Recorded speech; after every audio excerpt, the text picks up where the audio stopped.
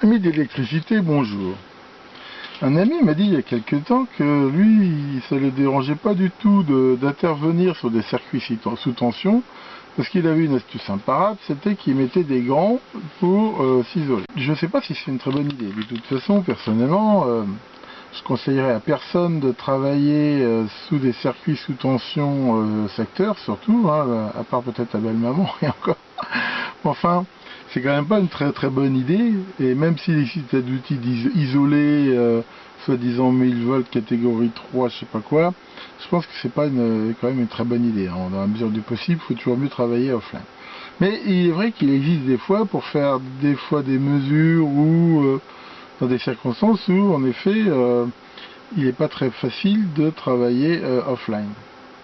Donc j'ai voulu savoir si les gants qu'il utilisait, et ben ils étaient déjà bien isolés. Donc pour ça, je vais prendre mon testeur d'isolation et on va mesurer à 1000 volts l'isolation. Donc j'ai pris trois types de gants. Un gant en latex naturel, un gant en vinyle et un gant en nitrile. Ça c'est surtout utilisé dans l'industrie alimentaire. Et donc déjà nous allons les mesurer. Donc pour faire ça, on va choisir ici la tension de 1000 volts. Et on va déjà prendre, donc là on va essayer avec le gant en latex.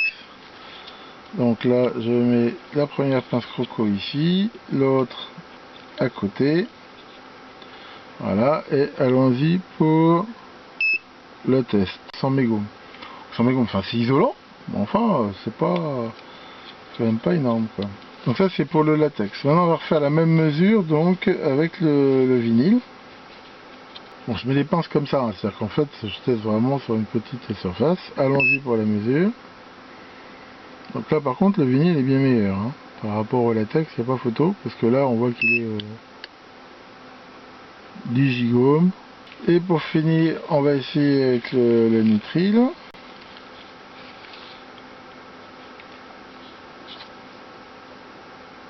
Tac. Et c'est parti pour la mesure. Là, on a 187 mégohms.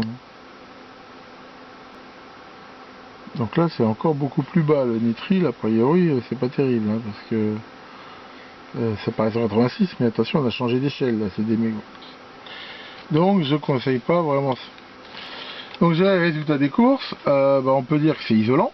C'est vrai que c'est isolant, mais enfin, c'est pas super isolant. On voit qu'il y a quand même de la fuite. Alors, c'est vrai que c'est mesuré sous 1000 volts.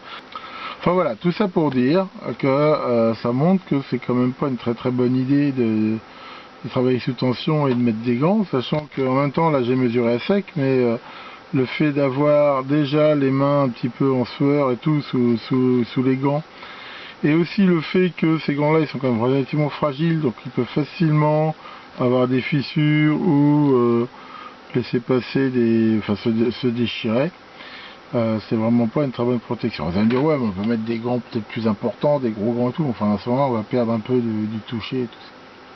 Donc voilà, cette petite vidéo pour rappeler que c'est très dangereux de travailler sur des trucs secteurs, des panneaux électriques, des interrupteurs, des lampes sans danger, et qu'on a beau dire oui je sais ce que je fais gaffe et tout, c'est quand même un coup pour se faire friser gratos et terminer soit à l'hôpital, soit au paradis des électriciens.